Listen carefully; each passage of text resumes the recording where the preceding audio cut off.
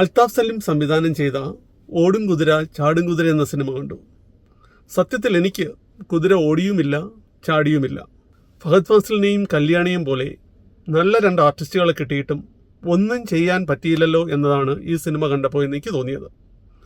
ആകെ എടുത്തു പറയാൻ പറ്റുന്നത് ലാലും സുരേഷ് കൃഷ്ണയും തമ്മിലുള്ള ചില കോമ്പിനേഷൻ സീനുകളും ആകെപ്പാടെ ഈ ചിത്രത്തിൽ മികച്ചു നിന്നത് ലാല് മാത്രമേ ഉള്ളൂ.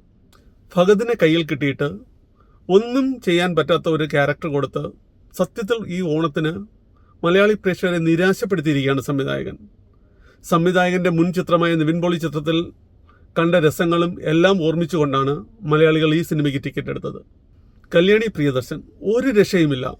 പ്രിയദർശൻ്റെയും ലിസിയുടെയും ടാലൻറ്റിന് മുകളിൽ നിൽക്കുന്ന ടാലൻറ്റ് തന്നെയാണ് കല്യാണി കാഴ്ചവെക്കുന്നത്. തൊട്ട് മുന്നേ ഇറങ്ങിയ ചിത്രത്തിൽ കല്യാണി തിയേറ്ററുകളെ നിറഞ്ഞാടുമ്പോൾ ഈ സിനിമയിലും കല്യാണിക്ക് കൊടുത്തിരിക്കുന്ന വേഷം വളരെ മനോഹരമായി തന്നെ ചെയ്തു തീർത്തിട്ടുണ്ട്. രേവതി പിള്ള അവർക്ക് കൊടുത്തേക്കുന്ന കഥാപാത്രത്തെ വളരെ മികച്ച രീതിയിൽ തന്നെ അവതരിപ്പിച്ചിട്ടുണ്ട്. പക്ഷേ നമ്മൾ പ്രേമത്തിലും മറ്റും കണ്ട വിനയ് ഫോർട്ട് തികച്ച് നിരാശപ്പെടുത്തുക തന്നെയാണ് ചെയ്തത്.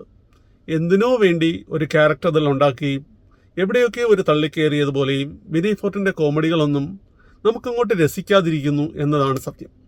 അനുരാഗ് എന്ന് പറയുന്ന പുതിയൊരു ക്യാരക്ടറിനെ ഇതിൽ കൊണ്ടുവന്നിട്ടുണ്ട്. പുള്ളിയുടെ പേരും അനുരാഗ് എന്ന് തന്നെയാണ്. പുതിയൊരു നടൻ എന്ന നിലയിൽ പുള്ളിക്ക് കിട്ടുന്ന റോള് വളരെ ഭംഗിയായി തന്നെ പുള്ളി ചെയ്തിട്ടുണ്ട് ഫഹദിനോടൊപ്പം. പക്ഷേ എങ്കിലും എവിടെയൊക്കെയോ ചില രംഗങ്ങൾ ആ ഒരു കോമ്പിനേഷൻ വർക്കൗട്ട് ആയില്ല എന്ന് തന്നെയാണ് എനിക്ക് ഫീലായത്.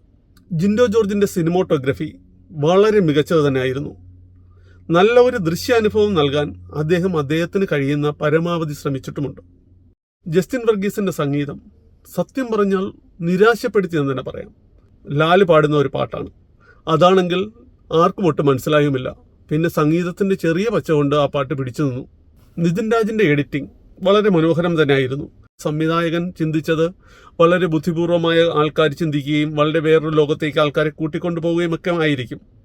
പക്ഷേ സാധാരണ പ്രേക്ഷകരെ മുന്നിൽ കണ്ടുകൊണ്ട് സിനിമ ഇറക്കുന്നതായിരിക്കും നല്ലത്, പ്രത്യേകിച്ച് ഈ ഓണക്കാലത്തിന്.